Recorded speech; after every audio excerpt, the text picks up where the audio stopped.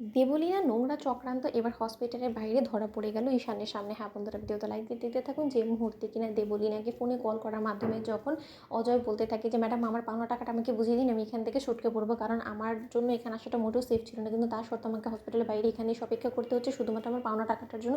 এবং আপনাকে একটা কথা আমি বলে রাখছি, আপনি যদি কোনো মতে আমার টাকা ডাবল করে না দেন তাহলে কিন্তু আমার থেকে খারাপ কেউ হবে না, এবং এক্ষুনি আমি ভেতরে গিয়ে সকলের সামনে সকল নোংরা পর্দা আপনার ফাঁস করে দেবো, এবং এতে করে আমার যারা শাস্তি হয় আমি সেটা মাথা পেতে নেবো।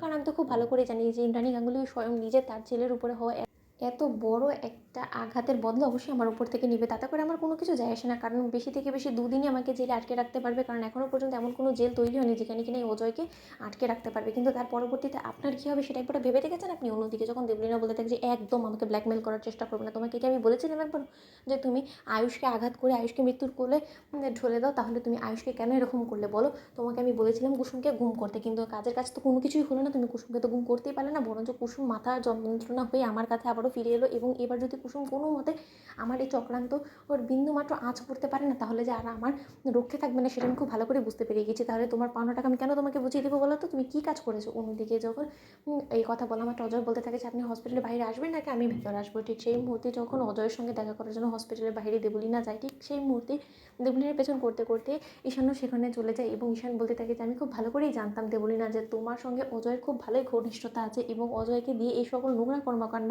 তুমি করিয়েছো, এবং সেই সকল কিছুর নাটের গোড়া একমাত্র তুমি, এবং সেই জিনিসটা মায়ের কাছে এবং ভাইদা থেকে শুরু করে গোটা পরিবারের সামনে নিয়ে আসার জন্য আমাকে এই সকল কিছু এবার যে ভিডিও ফুটেজ সমেত রেখে দিতে হবে। অন্যদিকে হসপিটালের বাইরে গা ঢাকা দিয়ে যখন অজয় দেবলীনার সঙ্গে আলাপ করতে থাকে, ঠিক সেই মুহূর্তে সেই ভিডিওটা ঈশান আগে থেকে ধারণ করে রাখে, এবং ঈশান বলতে থাকে যে এবার তো স্বয়ং ঈশ্বরও তোমাকে বিপদের হাত থেকে কি বাঁচাতে পারবেন, এবার শুধু তুমি দেখো একবার ভাইটা সুস্থ হয়ে ফেরুক, তারপরে দেখো তোমার কী অবস্থা আমি করি। দেবলীনা তুমি এরকম নোংরা চক্রান্ত করার আগে একবারও তোমার বিবেকে বাঁধলো না? তুমি একটা মেয়ে হয়ে আরেকটা মেয়ের ক্ষতি করার কথা কী করে বা ভাবলে বলো তো?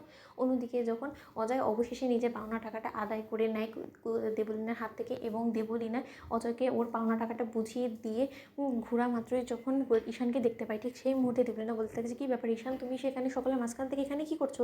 ঠিক সেই মুহূর্তে ঈশান বলতে থাকে যে আমি যদি ঠিক সময় মতন তোমার পেছন না করতাম তাহলে তোমার এই নোংরা পর্দাটা সকলের সামনে কী করি বা আমি ফাঁস করতাম বলো তো দেবলীনা?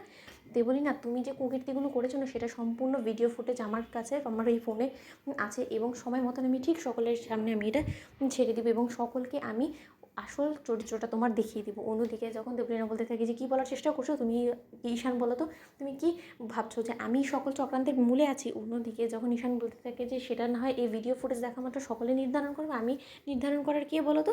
অন্যদিকে যখন অবশেষে আয়ুষের অপারেশন শেষ হয় তখনই সকলে ছুটে যায়। তো বন্ধুরা লাইক এবং শেয়ার করে সাবস্ক্রাইব করো।